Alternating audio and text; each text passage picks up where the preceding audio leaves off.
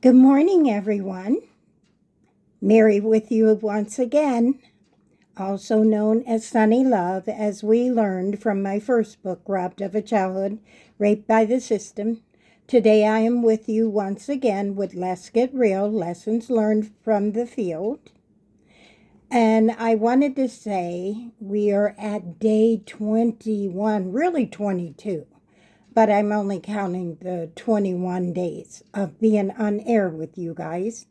And today I chose as a topic why your story matters.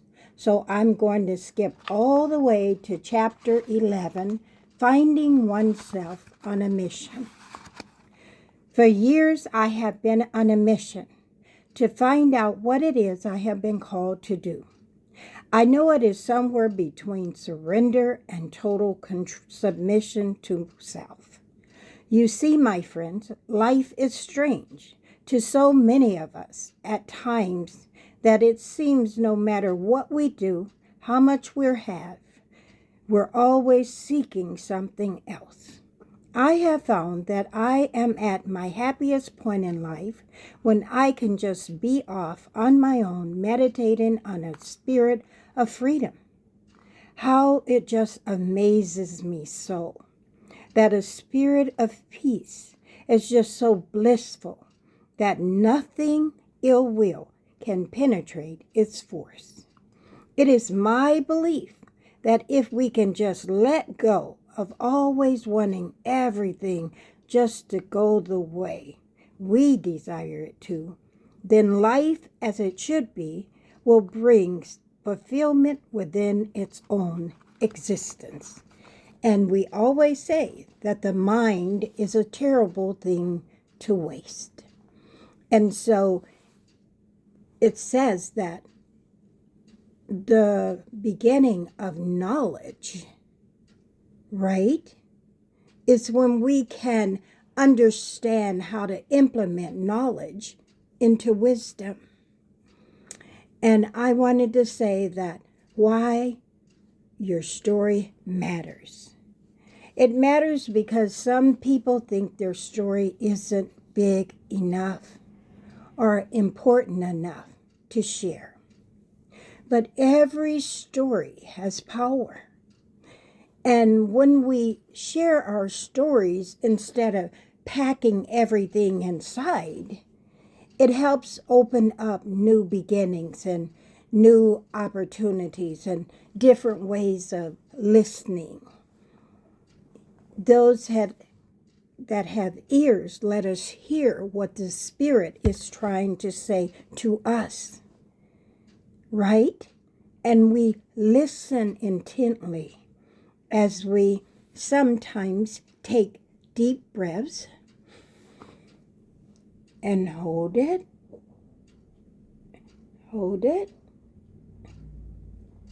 and blow out. Take a deep breath, hold it,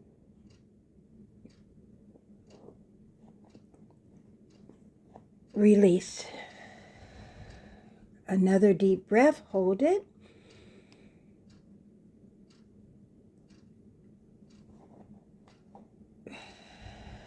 and release. Even when we give ourselves permission to just take 3 deep breaths, it takes away the shallowness of life, of a journey. Sometimes we feel, wow, the holidays are coming. I don't have so much money.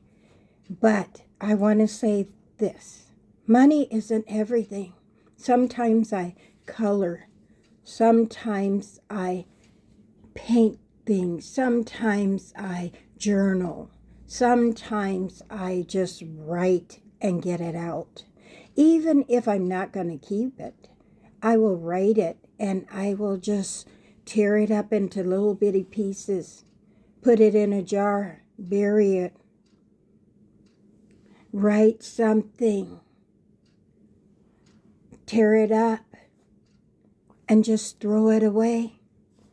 It's all up to us to let go of some of the things that we have been taught or shown how to do or the way we act. Your story might be the very thing that keeps someone else going. That's why I'm with you today. If it's just to share a word, if it's just to talk about life, if it's just to talk about how I learned how to free myself and become the human that I am today, one that I love rather than one that I never liked because of all the baggage I was carrying that wasn't even mine to carry. How much baggage are you carrying that isn't yours to carry any longer? And how do we release ourselves from that? People ask me that all the time. How did you change, Mary? It wasn't easy.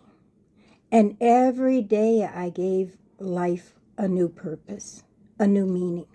That's why I come to you with different topics, because every day is a new day if we rewrite it, and don't underestimate the power of your voice. I love you.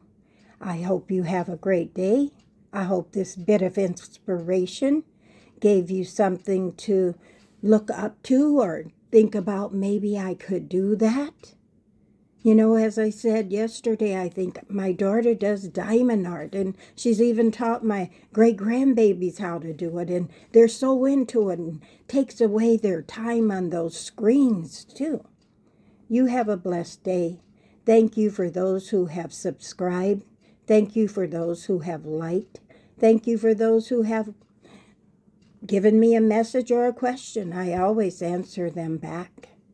But you have a great day, and I will see you tomorrow on day 22. Really, day 23, as I said.